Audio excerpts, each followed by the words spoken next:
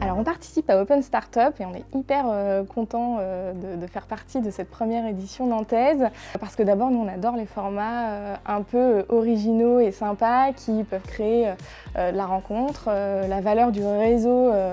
C'est quelque chose d'hyper important pour nous. On essaye dans nos actions de favoriser les rencontres de quelque manière que ce soit, donc ça me paraissait assez évident de participer à cette demi-journée.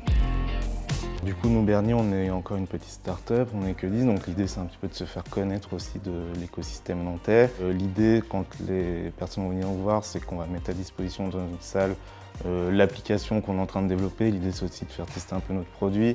En ce moment, on recrute aussi suite à notre levée de fonds, donc on va parler un petit peu d'offres d'emploi.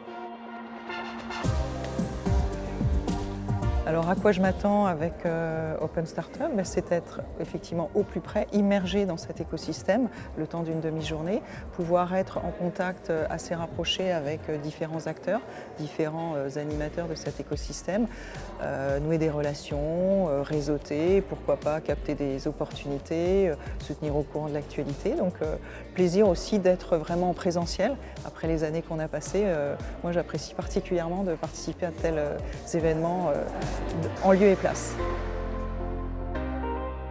C'est-à-dire que l'enjeu de fond, c'est que si tu veux un écosystème, une communauté vivante, il ne faut pas qu'il y ait de l'entre-soi. Et donc il faut un peu, pardon pour l'anglicisme, mais un peu open first. Et donc il faut avoir une stratégie très volontariste sur l'ouverture. Et voilà, la logique d'une porte ouverte, c'est de dire, ok, même des publics qui ne sont pas start-up, qui sont peut-être au début de leur projet d'entrepreneuriat, qui sont en transition, qui sont en questionnement, qui sont en curiosité, en fait, il faut vachement ouvrir. C'est le meilleur moyen pour que ta communauté vive et que l'écosystème se développe et que tu ne développes pas justement les logiques d'entre-soi qui sont un peu inhérentes à ces logiques de communauté.